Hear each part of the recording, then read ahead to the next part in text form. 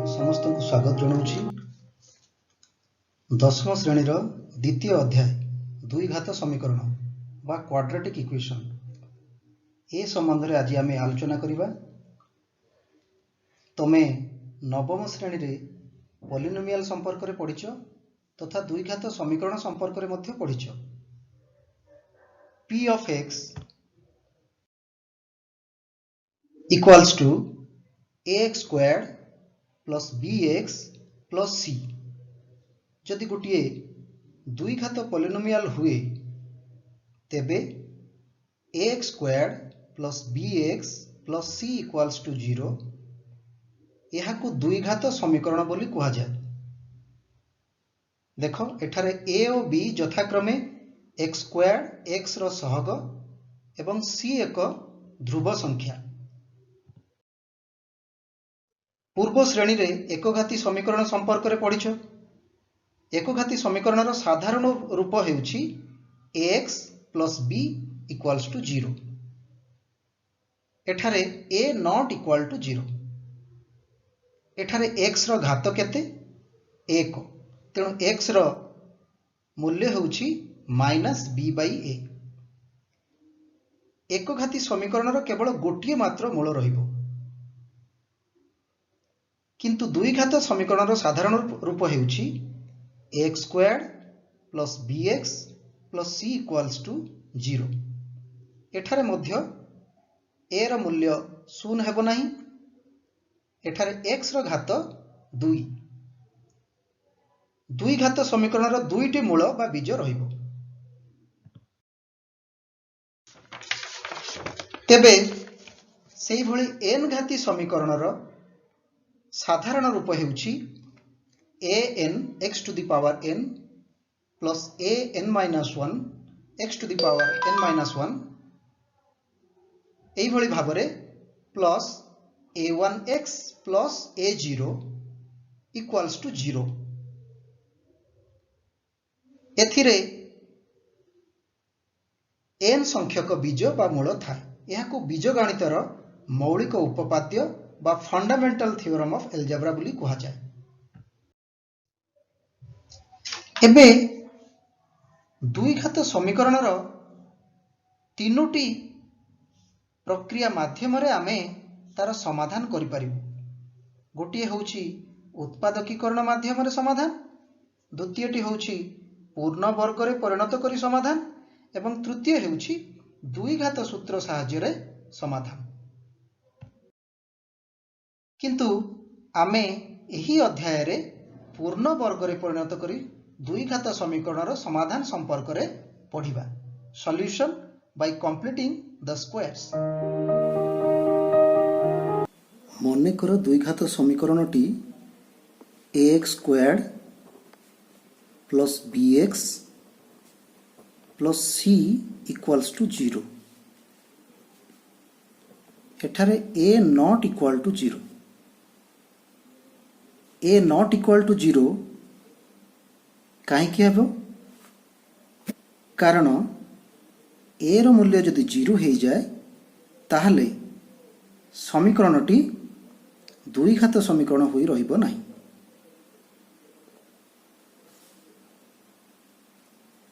वर्तमान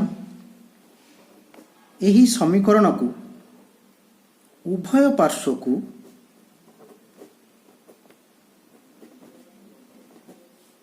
a द्वारा भाग करिबा।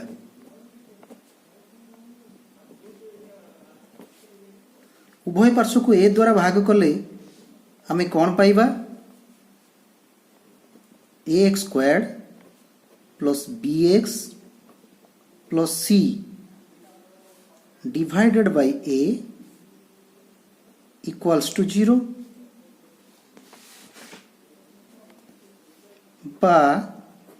This implies x squared plus b by ax plus c by a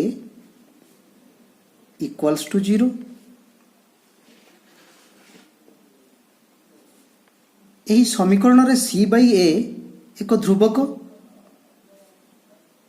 तेणु सी बाई ए रो पार्श्व परिवर्तन कले आमे पाइबा x squared plus b by a x equals to minus c by a. एठारे ध्रुवक सी बाई ए को पार्श्व परिवर्तन करा जाई अछि। पार्श्व परिवर्तन हेले कौन हुए, साइन रो परिवर्तन घटे।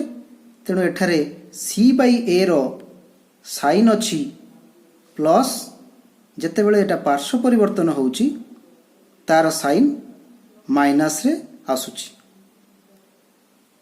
वर्तमान एही समीकरण रे थिबा b बाई ए एक्स यहाँ को आमे लिखि परिबा x squared plus 2 into x b by a equals to minus c by A.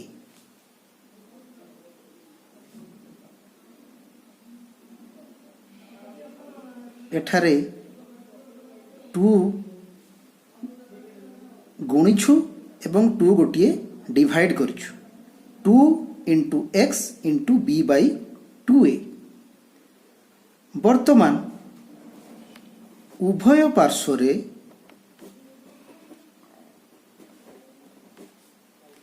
b by 2a रो होल स्क्वायर जोग करिबा। जोग करा गले आमे कौन पाइबा, x squared plus 2 into x into b by 2a plus b by 2a whole square equals to b by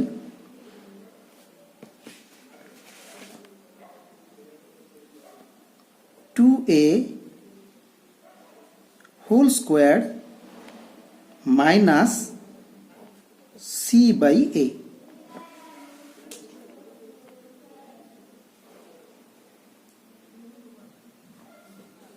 ताहले मु ए समीकरण रे कौन करछि, b बाई 2a रो होल स्क्वायर उभय पार्श्व रे जोग करछि। वर्तमान देख बाम पार्श्व रे थिबा पद गुड़िक x square plus 2 into x into b by 2a plus b by 2a whole square यह केउं रूप रे अछि, यह x square plus 2xy plus y square.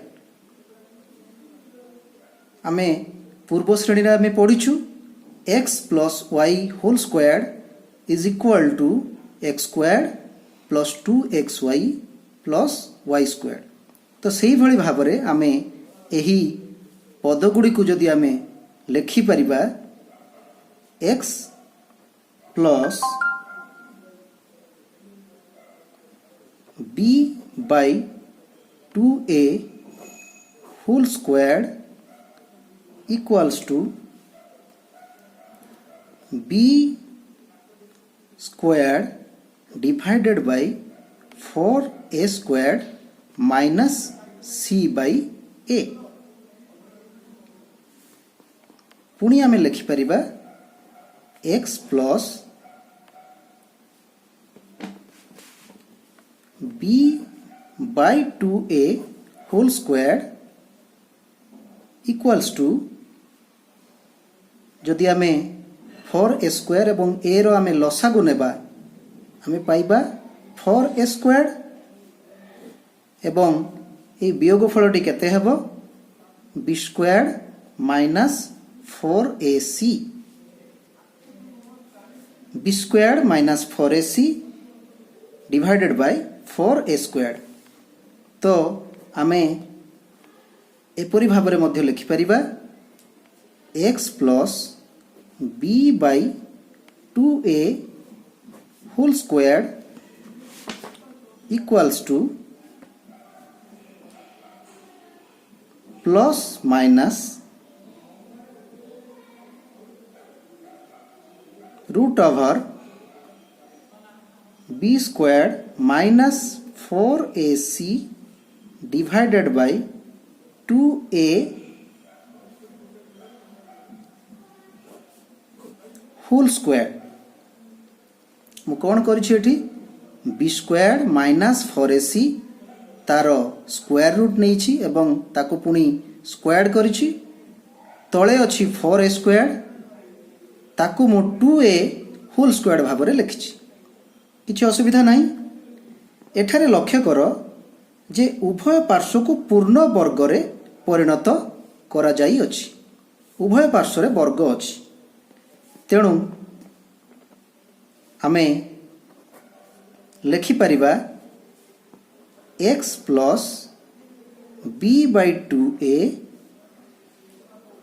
Equals to plus minus root over b squared minus 4ac divided by 2a।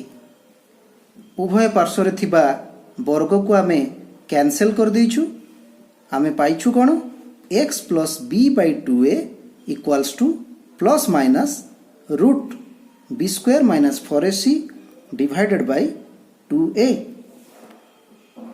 It implies x equals to minus b by 2a plus minus square root of b squared minus 4ac divided by 2a।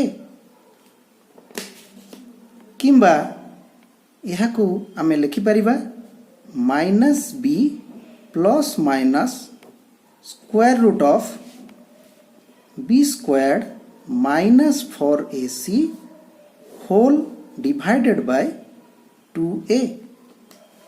ताहले एठारे आमे कोन पाइलु x equals to minus b plus minus square root of b squared minus 4ac divided by 2a।